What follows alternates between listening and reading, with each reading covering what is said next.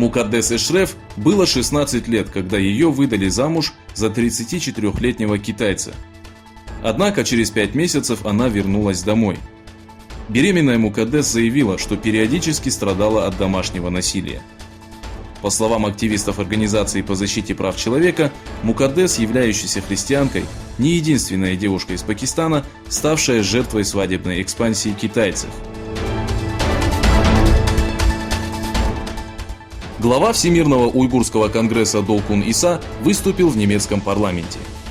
На заседании Комитета по правам человека при Федеральном совете Германии, которое прошло в Берлине, Долкун Иса поделился информацией о тяжелом положении Восточного Туркестана. С другой стороны, уйгуры, собравшиеся в канадском городе Ванкувер, провели митинг против ассимиляции и геноцида, проводимого властями Китая.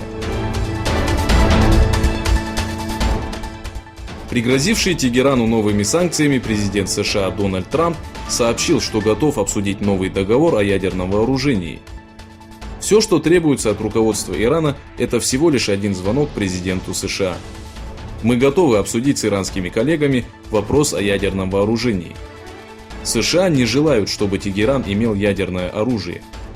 Согласившись на наши условия, Иран поднимется на новый уровень, оградив тем самым свою страну от вреда, сказал Трамп на одном из мероприятий, прошедших в Белом доме. Правительство США сообщило, что в связи с международными санкциями присвоило корабль Северной Кореи, перевозивший уголь. В заявлении Министерства юстиции США указывается, что на перевозочный корабль Wise Honest, вошедший в территориальные воды США, наложено вето. В то время как кризис между США и Северной Кореей растет с каждым днем, вчера власти КНДР провели испытания баллистической ракеты среднего диапазона. В ответ в тот же день военно-воздушные силы Соединенных Штатов Америки провели испытания межконтинентальной ракеты. Выступившая на саммите стран-участниц Евросоюза, организованном в Румынии, премьер-министр Германии Ангела Меркель призвала Евросоюз к тактичности, силе и единству.